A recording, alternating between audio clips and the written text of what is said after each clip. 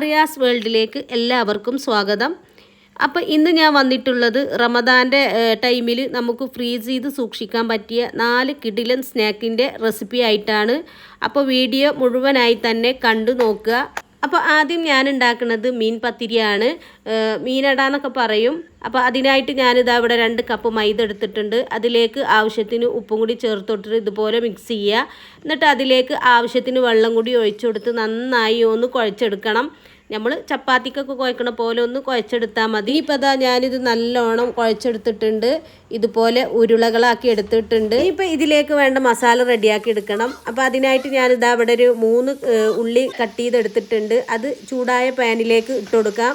കുറച്ച് ഉപ്പും കൂടി ഇട്ടുകൊടുത്തിട്ട് ഒരു ലൈറ്റ് ബ്രൗൺ കളറാവുന്നത് വരെ ഒന്ന് ഇളക്കി കൊടുക്കുക. ഇനിയിപ്പോൾ അത് കൂടുതലായിട്ട് വഴറ്റിയെടുക്കൊന്നും വേണ്ട, ചെറുതായിട്ടൊന്ന് വഴറ്റി കൊടുത്താൽ മതി.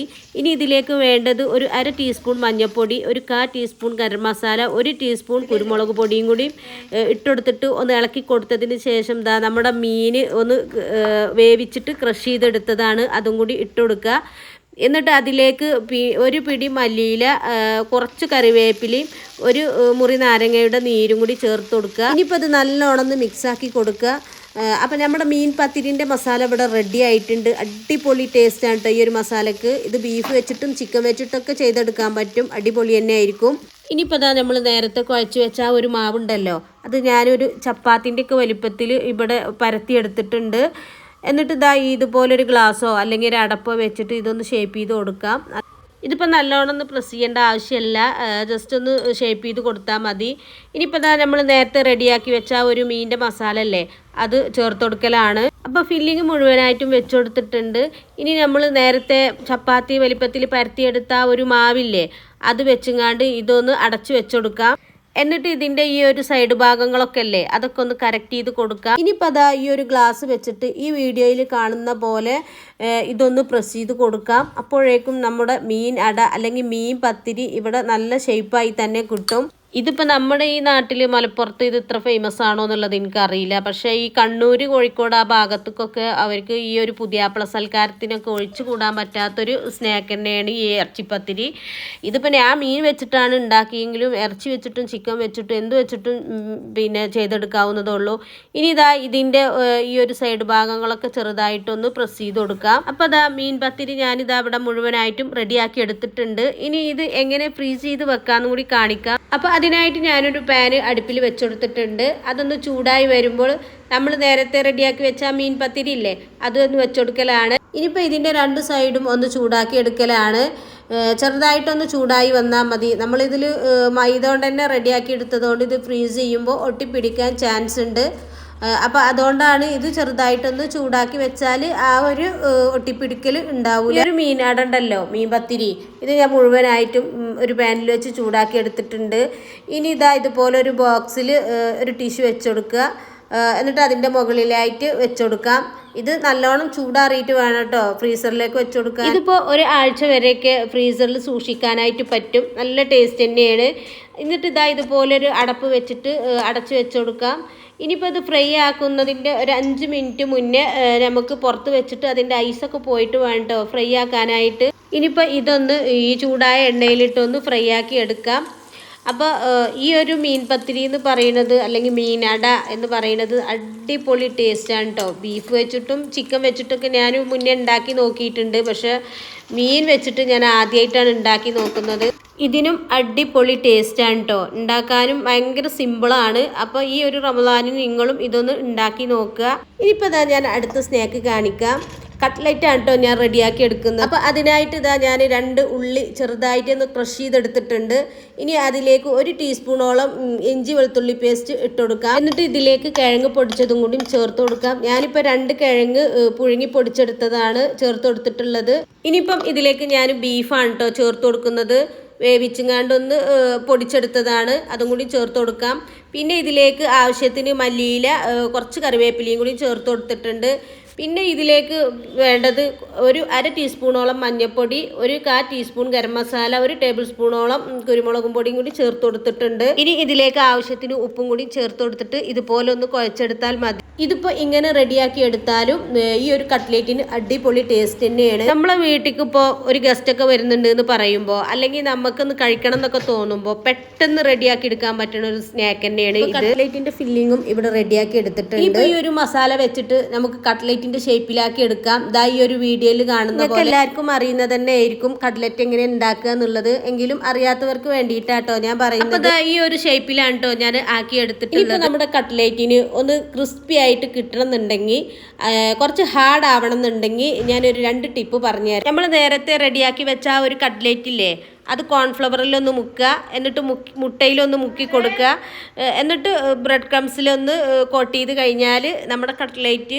പൊട്ടിപ്പോകൂല കേട്ടോ. പിന്നല്ലേ നമ്മൾ ഈ ഒരു കട്ട്ലേറ്റ് റെഡിയാക്കി എടുക്കുമ്പോൾ നമ്മൾ ഉരുളക്കിഴങ്ങ് ചേർത്ത് കൊടുക്കുമല്ലോ. അപ്പം അത് നല്ലോണം വേവിക്കാതെ ഒരു 2 വിസിൽ വരുന്നത് വരെയൊക്കെ വേവിച്ചെടുത്ത് ഉരുളക്കിഴങ്ങ് ചേർത്ത് കൊടുക്കുക. അതുപോലെ തന്നെ ഉരുളക്കിഴങ്ങിൻ്റെ അളവ് കുറച്ചിട്ട് നമ്മൾ ബീഫാണോ ചിക്കനാണോ എന്താ ചേർക്കണമെന്ന് വെച്ചാൽ അതിൻ്റെ അളവ് കൂട്ടി കൊടുത്തിട്ട് റെഡിയാക്കാനായിട്ട് ശ്രദ്ധിക്കുക. അപ്പോഴാണ് നമ്മളെ കട്ട്ലേറ്റിന് നല്ല ടേസ്റ്റ് ഉണ്ടാവുക. ഞാനിപ്പോൾ ഇത് മുഴുവനായിട്ട് തന്നെ കോട്ട് ചെയ്തെടുത്തിട്ടുണ്ട്. ഇനി ഇത് എങ്ങനെയാണ് ഫ്രിഡ്ജിൽ ഫ്രീസ് ചെയ്ത് വെക്കാന്നും കൂടി കാണിക്കാം. അപ്പോൾ അതിനായിട്ട് ഇതാ ഞാനൊരു ചട്ടി അടുപ്പിൽ വെച്ചുകൊടുത്തിട്ടുണ്ട്.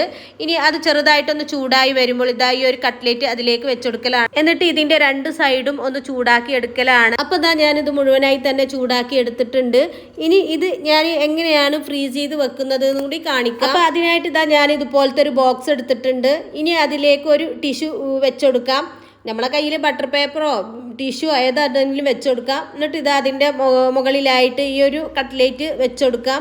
ഇത് വെച്ചുകൊടുത്തിട്ടില്ല എന്നുണ്ടെങ്കിൽ ഇത് നമ്മൾ ഫ്രീസറിലാണല്ലോ വെച്ചുകൊടുക്കുക. അപ്പോൾ ഇത് ഒട്ടിപ്പിടിക്കാൻ ചാൻസ് ഉണ്ട്. അതുകൊണ്ടാണ് ഇതിങ്ങനെ ബട്ടർ പേപ്പറോ ടിഷ്യൂ എന്തെങ്കിലുമൊക്കെ വെച്ചുകൊടുത്തിട്ട് വേണം അതിൻ്റെ മുകളിലായിട്ട് വെച്ചുകൊടുക്കാൻ. നമ്മൾ ഫ്രീസ് ചെയ്ത് വെക്കുകയാണെന്നുണ്ടെങ്കിൽ നമുക്ക് ഒരാഴ്ചയോളം, 8 ദിവസം 10 ദിവസമൊക്കെ നമുക്കിത് ഒരു കേടുകൂടാതെ ഇതേ ടേസ്റ്റ് തന്നെ നമുക്ക് എടുക്കാനായിട്ട് പറ്റും. ഇതിപ്പോൾ നോമ്പിൻ്റെ തലേ ദിവസമൊക്കെയാണ് നമ്മൾ റെഡിയാക്കി എടുക്കണമെന്നുണ്ടെങ്കിൽ നമുക്കൊരു 8 ദിവസം 10 ദിവസം എന്തായാലും നമുക്ക് ഇത് ഫ്രീസ് ചെയ്ത് വെക്കാൻ പറ്റും കേട്ടോ.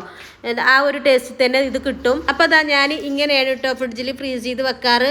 ഇനി ഇത് ഫ്രൈ ആക്കണതിൻ്റെ ഒരു 5 മിനിറ്റ് മുന്നേ നമ്മൾ പുറത്തെടുത്ത് വെക്കണം. അതിൻ്റെ ഐസൊക്കെ ഒന്ന് പോയിട്ട് വേണം ഫ്രൈ ആക്കി എടുക്കാനായിട്ട്.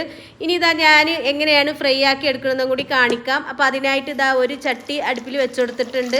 അതിലേക്ക് ആവശ്യത്തിന് എണ്ണ ഒഴിച്ചു കൊടുത്തിട്ട് നമ്മൾ ഈ ഒരു റെഡിയാക്കിയെടുത്ത കട്ട്ലേറ്റ് ഉണ്ടല്ലോ അത് ആ എണ്ണയിലേക്ക് ഇട്ട് കൊടുക്കാം. എന്നിട്ട് ഇതൊന്ന് ഫ്രൈ ആക്കി എടുക്കാം. കട്ട്ലേറ്റ് ഫ്രൈ ആക്കാൻ ഇത്ര അധികം എണ്ണൻ്റെ ഒന്നും ആവശ്യമില്ല കേട്ടോ. ഞാനും മറ്റുള്ളതും കൂടി ഫ്രൈ ആക്കി എടുക്കാൻ വേണ്ടിയിട്ടാണ് ഇത്ര തോനെ എണ്ണ ഒഴിച്ചു കൊടുത്തിട്ടുള്ളത്. ഇനിയിപ്പോൾ ഇത് കണ്ടില്ലേ, എണ്ണ ഒട്ടും കുടിച്ചിട്ടില്ല കേട്ടോ. നിങ്ങൾക്ക് ഈ ഒരു വീഡിയോ കണ്ടാൽ തന്നെ മനസ്സിലാവും. ഇനിയിപ്പോൾ ഇത് 2 ഭാഗവും കുക്കായി വന്നാൽ നമുക്കിത് എണ്ണയിൽ നിന്ന് കോരി മാറ്റാം. ഇപ്പോൾ ഇത് കണ്ടില്ലേ, ഇത്രയും ഓയിലിലിട്ട് നമ്മളൊന്ന് ഫ്രൈ ആക്കി എടുത്തിട്ട് പോലും ഇത് എണ്ണ കുടിക്കുകയോ അല്ലെങ്കിൽ ഇതിൻ്റെ ഏതെങ്കിലും ഒരു ഭാഗം പൊട്ടിപ്പോകുകയോ ഒന്നും ചെയ്തിട്ടില്ല. ഇതിപ്പോൾ നമ്മൾ ആദ്യം കോൺഫ്ലവറിലൊന്ന് ഡിപ്പ് ചെയ്തിട്ട് പിന്നെ ബ്രെഡ് ക്രംസിലൊന്ന് കോട്ട് ചെയ്തെടുത്തതല്ലേ, അതുകൊണ്ട് തന്നെ ഇത് നല്ല ഹാർഡായിട്ട് തന്നെ കിട്ടിയിട്ടുണ്ട്. ഇനിയിപ്പോൾ ഈ ഒരു കട്ട്ലേറ്റ് ഇല്ലേ, ഇത് ബീഫ് വെച്ചിട്ടും ചിക്കൻ വെച്ചിട്ടും മാത്രമല്ല, നമ്മുടെ ഫിഷ് വെച്ചിട്ട് ചെമ്മീൻ വെച്ചിട്ട് അല്ലെങ്കിൽ നമ്മുടെ വെറും വെജിറ്റബിൾസ് ആണെങ്കിലും ഈ ഒരു ടേസ്റ്റ് തന്നെ റെഡിയാക്കി എടുക്കാനായിട്ട് പറ്റും. നല്ല അടിപൊളി ടേസ്റ്റാണ്. അപ്പോൾ എന്തായാലും നിങ്ങളൊന്ന് ട്രൈ ചെയ്ത് നോക്കുക, തീർച്ചയായിട്ടും നിങ്ങൾക്ക് ഇഷ്ടപ്പെടും. ഇനിയിപ്പോൾ ഇതാ ഞാൻ അടുത്ത സ്നാക്ക് കാണിക്കാം. അപ്പോൾ അതിനായിട്ട് ഇതാ ഞാൻ കുറച്ച് നേന്ത്രപ്പഴം പുഴുങ്ങി എടുത്തിട്ടുണ്ട്.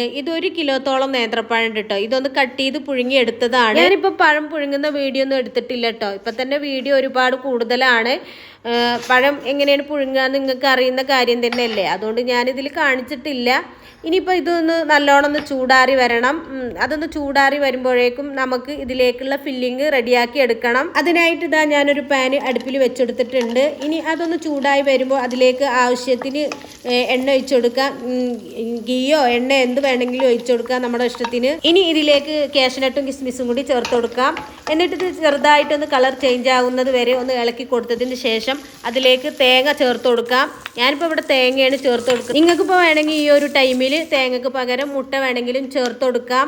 അപ്പോഴും നമ്മൾ ഈ ഒരു ഫില്ലിങ്ങിന് അടിപൊളി ടേസ്റ്റ് തന്നെയാണ്.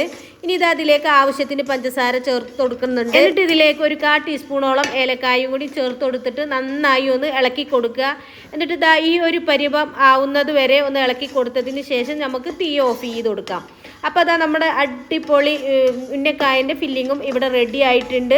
ആ ഒരു ടൈമിൽ നമ്മൾ നേരത്തെ പുഴുങ്ങി വെച്ച നേന്ത്രപ്പഴല്ലേ, അതും ഒന്ന് ചൂടാറി വന്നിട്ടുണ്ട്. ഇനിയിപ്പോൾ ഇതൊന്ന് കുഴച്ചെടുക്കലാണ്.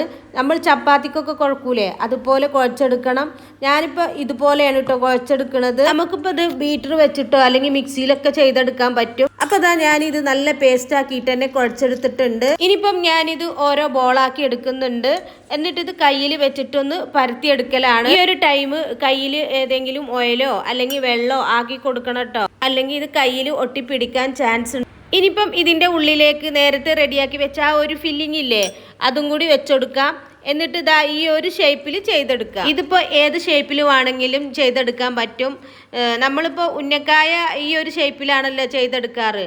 അപ്പോൾ ഞാൻ ഈ ഒരു ഷേപ്പിലാണ് ഇപ്പോൾ ചെയ്തെടുത്തിട്ടുള്ളത്. ഇനിയിപ്പോൾ അതാ ബാക്കിയുള്ളതും കൂടെ ഞാനിവിടെ ചെയ്തെടുത്തിട്ടുണ്ട്. ഇത് നമുക്കില്ലേ സിപ്ലോ കവറിലോ ഇല്ലാന്നുണ്ടെങ്കിൽ ഏതെങ്കിലും ബോക്സിലോ ആക്കിയിട്ട് ഫ്രീസ് ചെയ്ത് സൂക്ഷിക്കാൻ പറ്റും. നമ്മളിപ്പം തേങ്ങ വെച്ചിട്ടാണല്ലോ ഈ ഒരു ഉന്നക്കായി റെഡിയാക്കി എടുത്തിട്ടുള്ളത്.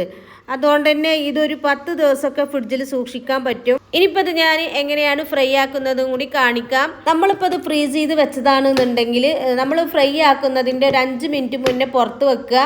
എന്നിട്ട് അതിൻ്റെ ഐസൊക്കെ പോയിട്ട് വേണം കേട്ടോ നമുക്ക് ഇത് ഫ്രൈ ആക്കി എടുക്കാനായിട്ട്. ഇനിയിപ്പം ഫ്രൈ ആക്കുന്നത് കാണിക്കാം. അപ്പോൾ അതിനായിട്ട് ഇതാ ഞാനൊരു ചട്ടി അടുപ്പിൽ വെച്ചെടുത്തിട്ടുണ്ട്. ഇനിയിപ്പോൾ ഇതിലേക്ക് ആവശ്യത്തിന് എണ്ണയും കൂടി ഒഴിച്ചെടുക്കുക. എന്നിട്ട് അതൊന്ന് ചൂടായി വരുമ്പോൾ നമ്മൾ നേരത്തെ റെഡിയാക്കി വെച്ച ആ ഒരു ഉന്നക്കായില്ലേ, അത് ഇതിലേക്ക് ഇട്ടുകൊടുക്കാം. എന്നിട്ട് ഇതൊരു മീഡിയം ഫ്ലെയിമിലിട്ടിട്ട് നമുക്ക് ഇതൊന്ന് ഫ്രൈ ആക്കി എടുക്കാം. ഇനിയിപ്പോൾ ഇതിൻ്റെ 2 സൈഡും ഒന്ന് കളറ് മാറി വരുമ്പോൾ നമുക്ക് ഇത് എണ്ണയിൽ നിന്നും കോരി മാറ്റാം. അപ്പോൾ അതാ ഉന്നക്കായ ഇവിടെ റെഡി ആയിട്ടുണ്ട്.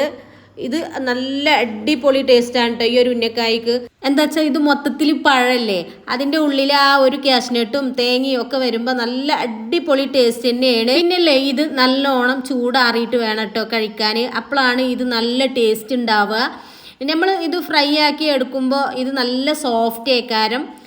അപ്പോൾ അതിലേറെ ടേസ്റ്റ് ഇത് തണുത്തിട്ട് കഴിക്കുമ്പോഴാണ്. ഒരു ദിവസമൊക്കെ കഴിഞ്ഞിട്ടാണ് ഇത് കഴിക്കുന്നുണ്ടെങ്കിൽ അതിലേറെ നല്ല ടേസ്റ്റ് ആണ്. അപ്പോൾ എന്തായാലും ഈ ഒരു നോമ്പിന് ഇതൊന്ന് ട്രൈ ചെയ്ത് നോക്കുക. എന്തായാലും നിങ്ങൾക്ക് ഇത് ഇഷ്ടപ്പെടും. ഇനിയിപ്പോൾ ഇതാ ഞാൻ അടുത്ത സ്നാക്ക് കാണിക്കാം. അപ്പോൾ ഇതാ ഒരു പാന് അടുപ്പിൽ വെച്ചെടുത്തിട്ടുണ്ട്. അതൊന്ന് ചൂടായി വരുമ്പോൾ അതിലേക്ക് ആവശ്യത്തിന് എണ്ണ ഒഴിച്ച് എന്നിട്ട് ചെറുതായി കട്ട് ചെയ്ത് വെച്ച ഉള്ളില്ലേ അത് ചേർത്ത് കൊടുക്കുക. ആവശ്യത്തിന് ഉപ്പും കൂടി ചേർത്ത് കൊടുത്തിട്ട് ഇതാ അതുപോലെ ലൈറ്റ് ബ്രൗൺ കളർ ആവുന്നത് വരെ ഒന്ന് ഇളക്കി കൊടുക്കുക. അപ്പോൾ നമ്മുടെ ഉള്ളി ഇതാ ചെറുതായിട്ടൊന്ന് വഴന്ന് വന്നിട്ടുണ്ട്.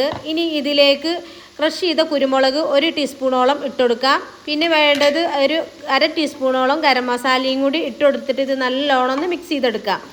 ഇനി ഇതിലേക്ക് വേണ്ടത് ചിക്കനാണ്. അത് വേവിച്ചിട്ട് ഒന്ന് പൊടിച്ചെടുത്ത ചിക്കനും കൂടി ഇതിലേക്ക് ചേർത്ത് കൊടുക്കാം. ഇനിയിപ്പോൾ ഈ ഒരു ചിക്കൻ ഉണ്ടല്ലോ, ഇത് വേവിക്കാതെ ഒന്ന് ഫ്രൈ ആക്കി ഇട്ടുകൊടുത്താലും നല്ല ടേസ്റ്റാണ്.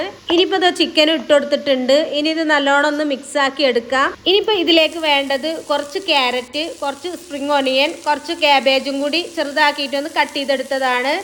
അതും കൂടി ഒന്ന് ചേർത്ത് കൊടുക്കലാണ്. ഇനി വേണ്ടത് ഒരു കൈപ്പിടി നിറയെ മല്ലിയില, കുറച്ച് കറിവേപ്പിലയും ആവശ്യത്തിന് ഉപ്പും കൂടി ചേർത്ത് കൊടുത്തിട്ട് ഇത് നല്ലോണം ഒന്ന് മിക്സ് ആക്കി. ഇനിയിപ്പോൾ ഇത് നല്ലോണം ഒന്ന് വഴറ്റിയെടുക്കേണ്ട ആവശ്യമൊന്നുമില്ല, ചെറുതായിട്ടൊന്ന് വഴറ്റിയെടുത്താൽ മതി. അപ്പോൾ അതാ നമ്മൾ അടിപൊളി മസാല ഇവിടെ റെഡി ആയിട്ടുണ്ട്. ഇത് നമുക്ക് തീ ഓഫ് ചെയ്ത് കൊടുക്കാം.